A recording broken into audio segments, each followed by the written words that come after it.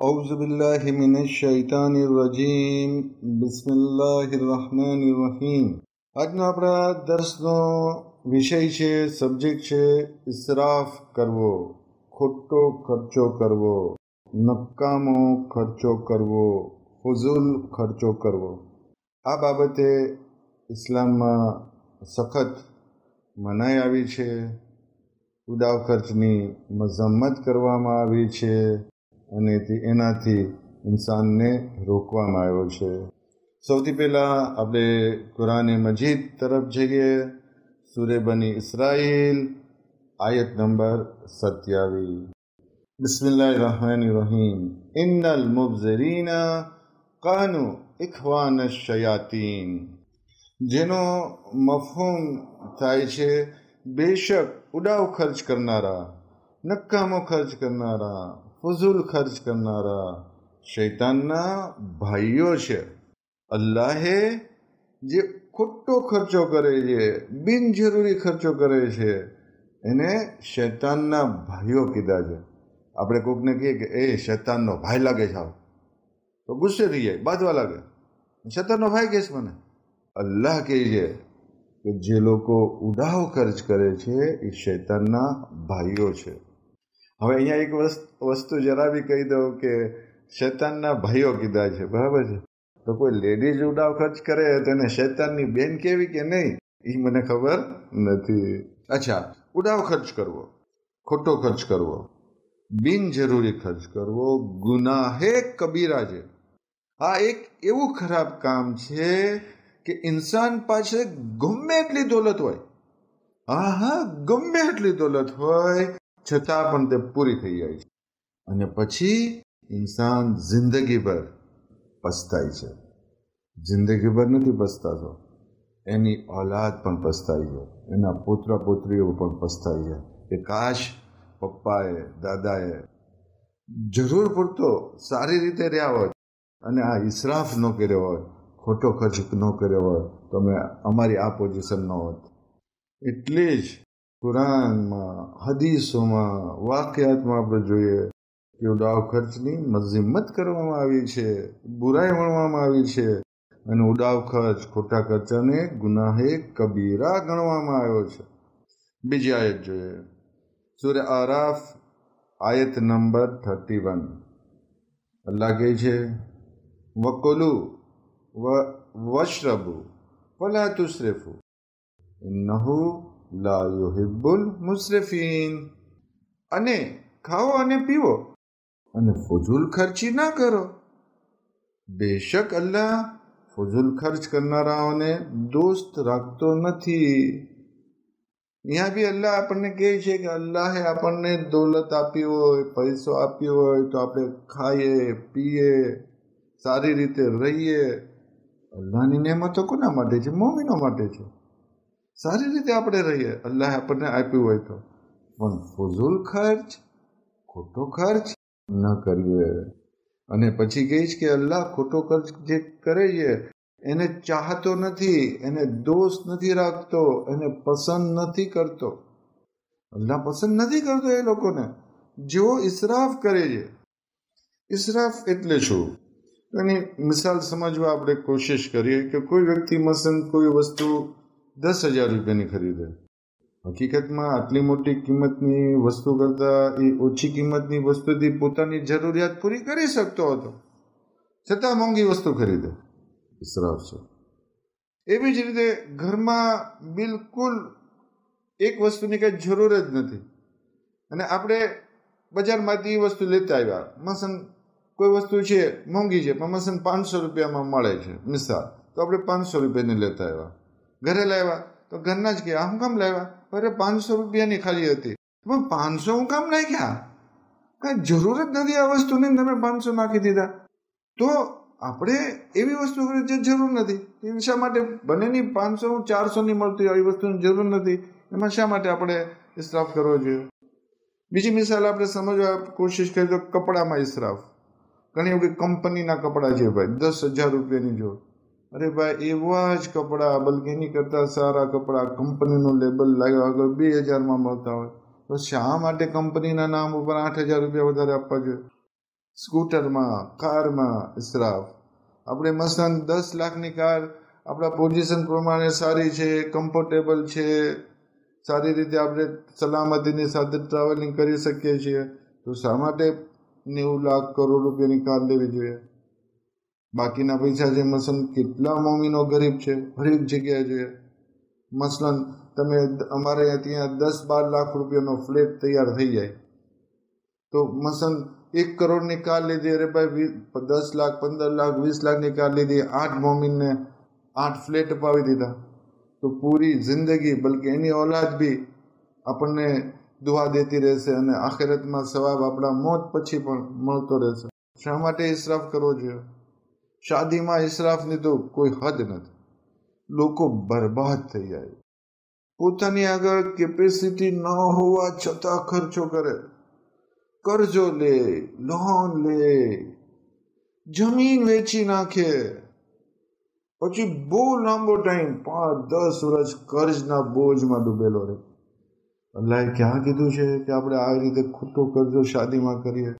અગર આપણે નથી પહોંચી શકતા, આપણે અગર નથી તો મસ્જિદમાં સાદાઈથી શાદી કરી દઈએ. કોઈને કાંઈ એવું નથી કે ભાઈ આપણે સારું દેખાડવું જ જોઈએ. તો શાદીમાં, મેરેજમાં, લગ્નમાં ઇસરાફથી ખાસ આપણે બચીએ તો ઘણી બધી પરેશાની, મુશ્કેલીઓથી આપણે બચી શકતા હોઈએ છીએ. આપણે કીધું એમ ફુઝુલ ખર્ચથી, ખોટા ખર્ચથી ગમે એટલી દોલત હોય ને એ દોલત પણ પૂરી થઈ જાય. એ ગુજરાતનો અમારો સાચો વાક્ય છે. સુરતમાં એક બહુ મોટી પાર્ટી હતી હીરાની, 3 ભાઈઓ અને એને એક દીકરા, અને અબજો રૂપિયા. અમે છોકરાઓ તે બહુ શોખ સાહેબીમાં મોટા થયા, પૈસાની કંઈ કિંમત નહીં. પછી હીરાનો તો બહુ મોટો વેપાર હતો, તો એના પપ્પાઓને તો પછી છોકરાઓને લંડન મોકલ્યા તાલીમ માટે કે શીખે, ભણવા જાય, વેપાર અર્થે કે ભાઈ તમે જાઓ શીખો. લંડન મોકલ્યા, 3 છોકરાઓ લંડન આવ્યા. પછી અમુક ટાઈમ પછી આ 3 ભાઈઓને થયું કે હાલ આપણે છોકરાઓ કરે છે, જઈએ તો ખરી. એ પણ લંડન આવ્યા. પછી છોકરાઓ કહે કે પપ્પા આપણે જમવા જઈએ હોટલમાં, તો કે ચાલો. 3 ભાઈઓ અને છોકરાઓ બધા હોટલમાં જમવા ગયા. તો છોકરાઓએ જમવાનું મેનુ આવ્યું, તેમાં પાપડ હતા, પાપડ. તો પાપડ મેં કે લાવો 15 પાપડ લાવો કે. તો એના પપ્પાએ જોયું, 3 ભાઈઓ હતા, કિંમત એક પાપડની ઇન્ડિયન 600 રૂપિયાની થતી હતી. ઇન્ડિયન પાપડ, ઇન્ડિયન રૂપીસ 600 એક પાપડ. અહીંયા ઇન્ડિયામાં કાચો પાપડ 2 રૂપિયા મળે, 3 રૂપિયા મળે, 600 રૂપિયા.